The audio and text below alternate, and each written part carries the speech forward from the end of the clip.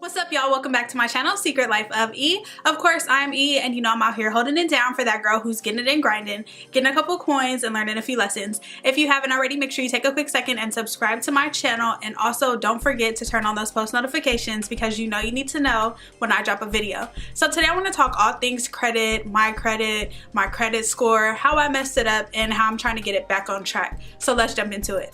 So for starters, credit is super important if you're trying to get a car, a house, a condo, and sometimes even a job. So just make sure you're keeping track of your credit score and monitoring it and just staying on top of it. My credit got messed up a few years ago when I went through a super rough patch. My car payment was consistently late. My Verizon bill, I couldn't pay it, they turned it off. My Comcast bill, couldn't pay it, turned that off too. And those eventually went to collection, which is a bad thing for your credit. So now I'm at a point where I'm trying to get it back on track, and I've done a few things, and I'm gonna share my credit score at the end of this video, so just stay tuned. So let's jump into a few things that are going to help you get your credit back on track.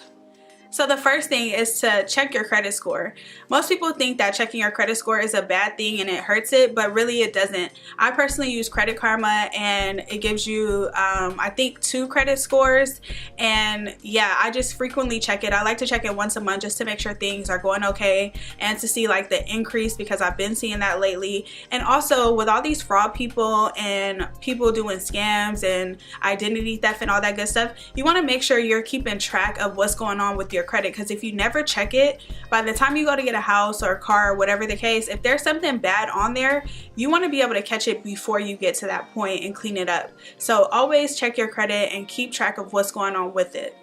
So the next thing you want to do is get rid of all the collections that you have going on. If you don't have any, that's great, but if you let a few bills, you know, fall to the wayside and now they're in collections, you definitely want to take care of those. So I prefer to settle accounts and to pay them in full. One, because you haven't gotten this money already, so do you really need the full amount? No, you don't. Secondly is because no matter if you settle it or pay the full amount, it's still going to stay on your credit for the same amount of time.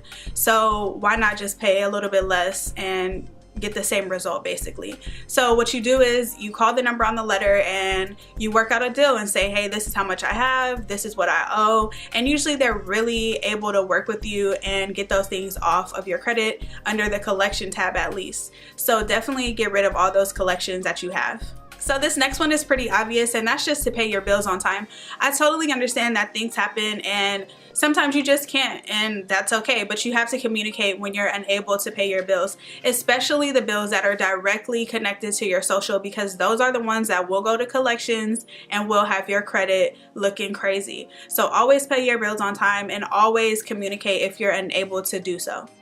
So the last thing that I want to talk about in this video is opening up a credit card to build your credit back up. Now this is personal preference. I just want to let you guys know I did not go to school for finance. I am not a financial professional in any case at all. I've just been doing research and really trying to work on my credit, so these things have worked for me. You have to do what's best for you. If a credit card is not for you, then don't do it. And of course, when you get a credit card, you want to make sure all the other things are taken care of and you're consistent and you have a way to pay for it, and so on and so forth. So to each their own.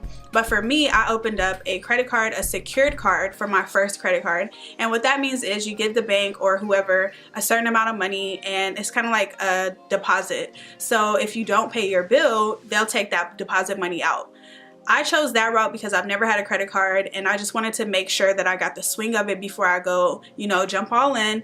That worked for me, and I highly recommend, if you never had a credit card, to go that route opposed to opening up a huge credit card, and then if something happens, you're gonna owe some money. At least with this one, you have a backing in case you can't pay it. They'll take that money that you put down. So with that being said, you can go to your bank or research which credit card is going to work for you. Again, I am not a financial advisor. I do not have any kind of financial background, but this has worked for me. And yeah, so like I said before, to each their own. You got to do what's best for you, because at the end of the day, it's your money and not mine. I'm just sharing a few pieces of the game that I've learned. So after really buckling down and getting serious about my credit, I'm currently at a 644, and I was in the 500s before. So that's not bad credit, but it's also not where I want to be. Eventually, I'm going to get to a 750, and I know that's going to take some hard work, a lot of dedication, a lot of consistency and what is that word called, control.